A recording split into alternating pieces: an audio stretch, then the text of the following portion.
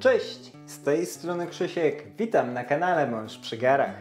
Dzisiaj przychodzę do Was z przepisem na bardzo proste w przygotowaniu ciasto, które idealnie sprawdzi się jako dodatek do weekendowej kawy z rodziną lub przyjaciółmi. Przygotujemy gotowany sernik z masą krówkową i słonymi krakersami. Roboty jest naprawdę niewiele, a efekt zadowoli każdego fana serników. Jak zawsze zachęcam do zostawiania łapki w górę i subskrypcji. Przy okazji dajcie znać, jaki jest Wasz ulubiony serniczek. Zapraszam Was na film i biorę się do roboty. Przygotowanie naszego sernika zaczynam od spodu. Na dno wyłożonej papierem do pieczenia blaszki o rozmiarach 18 na 28 cm wykładam słone krakersy. W razie potrzeby odpowiednio je docinam, żeby jak najlepiej wypełnić formę. Zamiast krakersów możecie użyć herbatników, ale sól zawarta w krakersach fajnie podbija smak kajmaku i masy serowej, dlatego polecam przynajmniej raz przygotować to ciasto na krakersach. Po ułożeniu pierwszej warstwy wylewam na nią około 200 g kajmaku i rozprowadzam go cienko po całej powierzchni. Nie przesadzajcie z ilością kajmaku, ma tylko skleić ze sobą krakersy. Po rozprowadzeniu masy krówkowej układam na niej drugą warstwę krakersów. Tym razem układam je pod kątem 90 stopni względem pierwszej warstwy. Dzięki temu spód będzie solidny i nie będzie się rozpadać w trakcie krojenia sernika. Blaszkę ze spodem ciasta na chwilę odstawiam i zajmuję się masą serową. Do niewielkiego naczynia przelewam 100 ml mleka i dodaję do niego 80 g skrobi ziemniaczanej. Zawartość naczynia krótko mieszam, tylko do rozbicia wszelkich grudek. Zamiast mąki ziemniaczanej możecie użyć 2 opakowań budyniu śmietankowego bez cukru. Sprawdzi się równie dobrze. Z tak przygotowanym mlekiem przenoszę się na kuchenkę i przekładam 200 g masła do garnka z grubym dnem.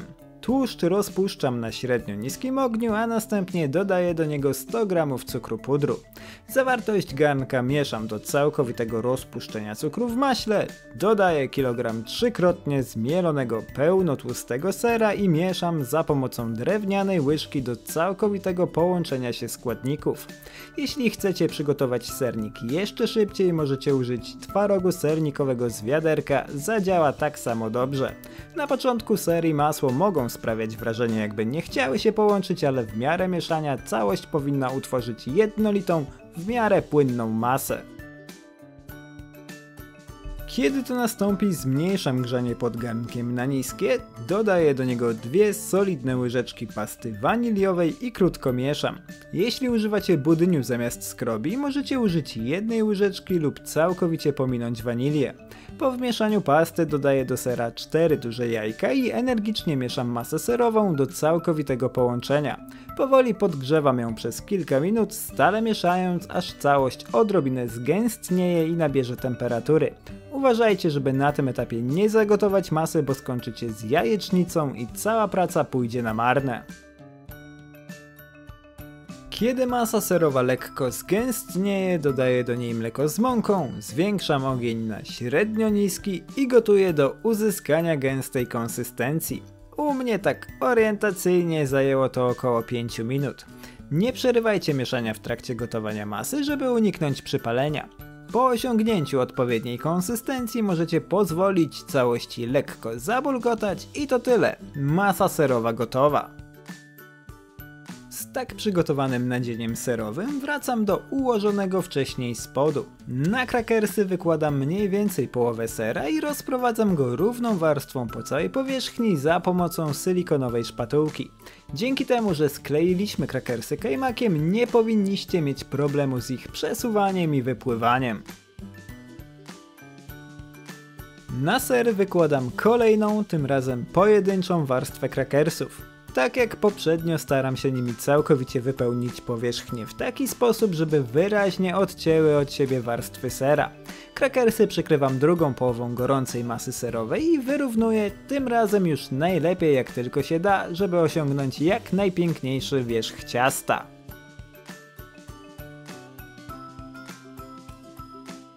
Masę serową pokrywam kolejną, ostatnią już warstwą słonych krakersów. Możecie zrobić to tak jak ja, czyli gładkim spodem do góry. Ułatwi to rozprowadzenie kajmaku. Na cały sernik zużyłem 300 g słonych krakersów, ale ich ilość może zależeć od wielkości waszej blaszki i tego, w jaki sposób będziecie je docinać.